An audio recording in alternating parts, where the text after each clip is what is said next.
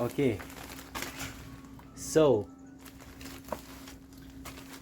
I got another Stages power meter right here from our wonderful friends at eBay, and I'm gonna change this Ultegra R8000 crank to this Stages power meter crank Gen 3, the newest Stages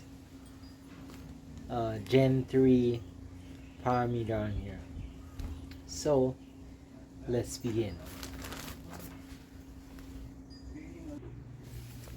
Well, here it is. Open up the box. It is used, so the seller sold it for $257, and I talked them down $20 because there's scratches on the inside face. I'll show you. And so I asked for $240, which is $19 off, and he agreed. I paid. Done deal. So here's what it looks like. Stages Model 3. So let me unbox this. So there it is. Stages Gen 3. And the seller included his original sales order. Looks like he bought it back in 2019, so fairly new. And double check the crank length 170, which is the exact size I need. These are the inside face scratches I was talking about, which is very minimal, but I was able to talk him down $20. This is the Stages Gen 3 power meter that uses the coin cell battery, just like all my power meters, and it's one-sided, which means it multiplies it by 2 to get your power reading on your Garmin. So it's the same thing as my current Ultegra. So just change it out and loosen up these two bolts here, and then loosen up this middle retaining washer right here in the middle. Loosen up this retaining nut right here, Shimano retaining nut, with a special Shimano tool. Take it off and reverse the process to put it back on. Here we go.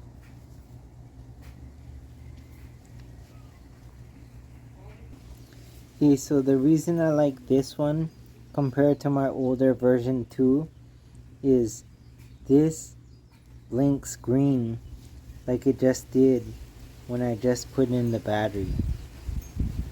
Let me show you that for demonstration purposes. Right there.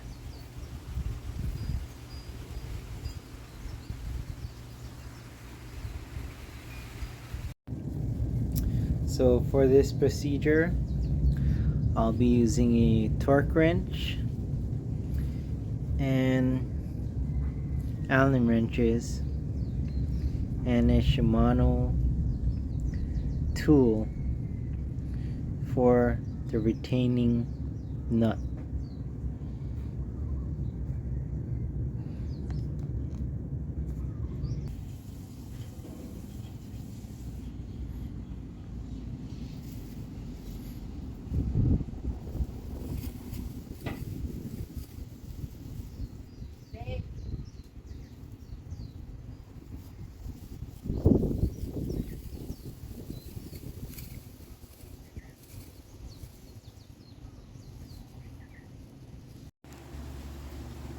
So the cool part too is I can remove this cadence sensor because the power meter has a built-in cadence in it.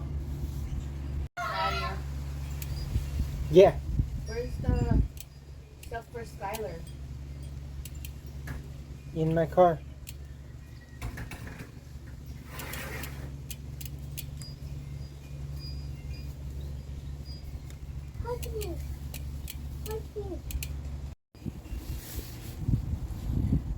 Take the pedal off before taking the crank off, so it's easier. Just twist it towards the back wheel and it'll loosen up. And re-grease it or put anti-seize before installing it in the new crank.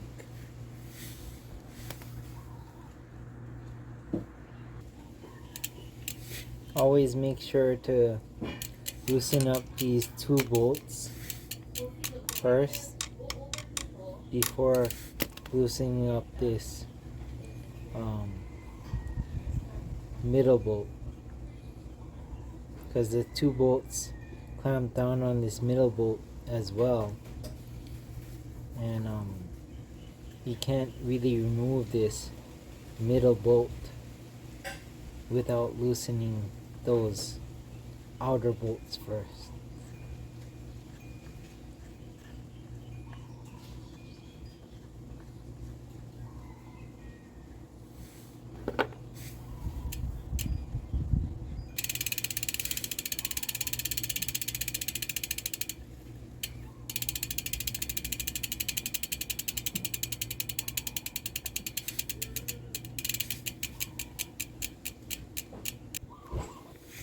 Just loosen everything and then use a spoke to push up this plastic bolt holder tool that holds the crank onto the spindle, and then just wiggle it off. There it is.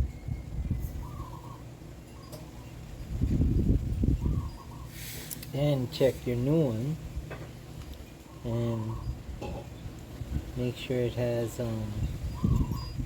the same exact look.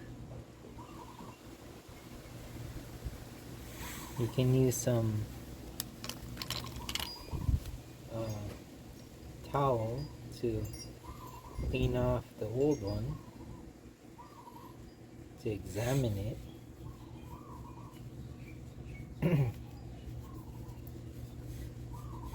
Make sure it looks totally identical.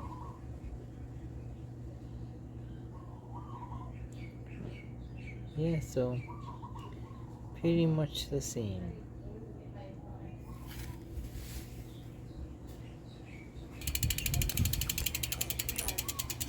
Okay, when you put it back on, make sure it's exactly opposite of each other before tightening the screws.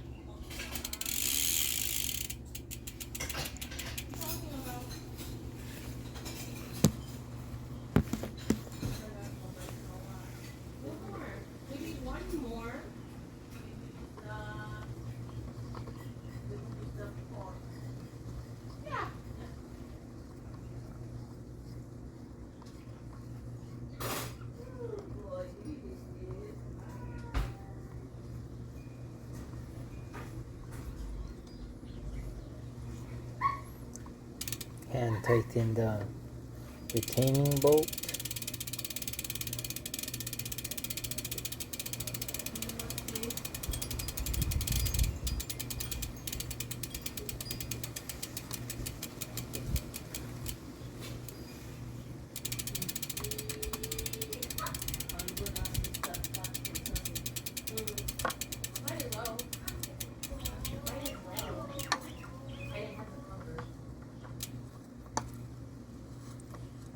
snug up the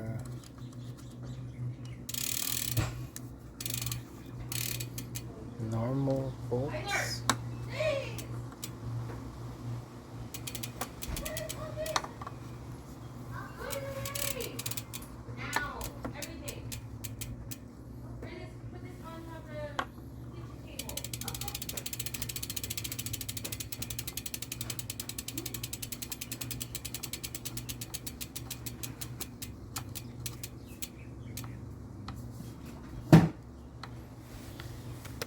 Then switch over to torque wrench.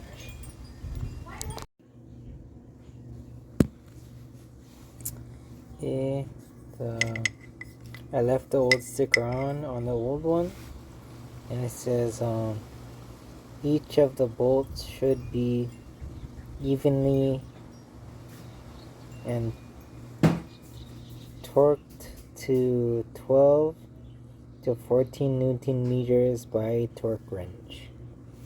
There it is. Okay, so I'll set this to 12.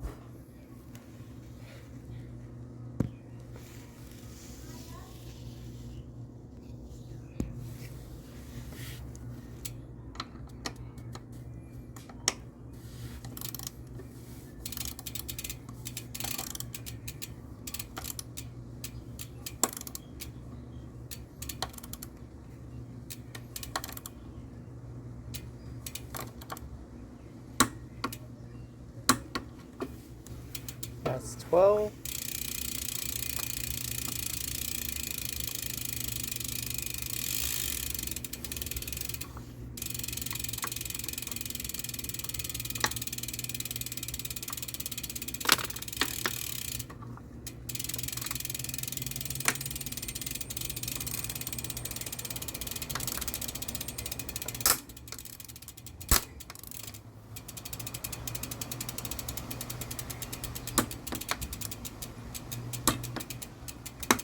That's 12.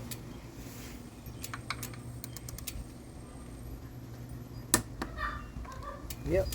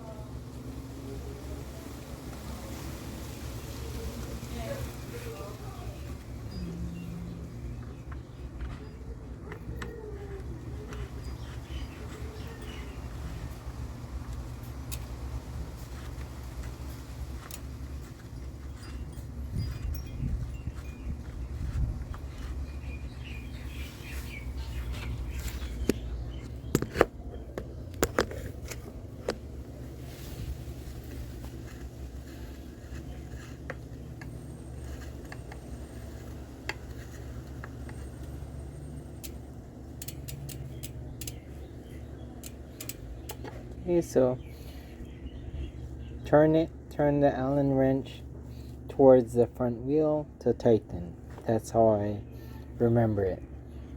Towards the back to loosen, towards the front wheel to tighten.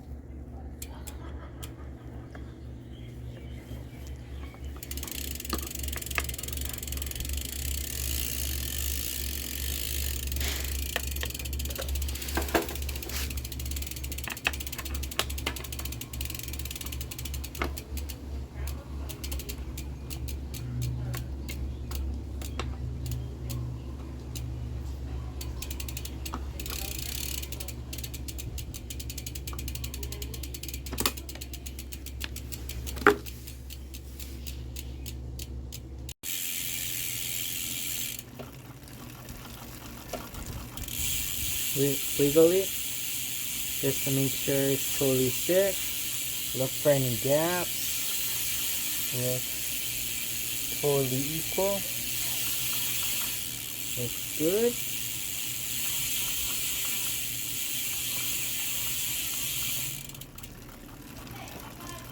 Done.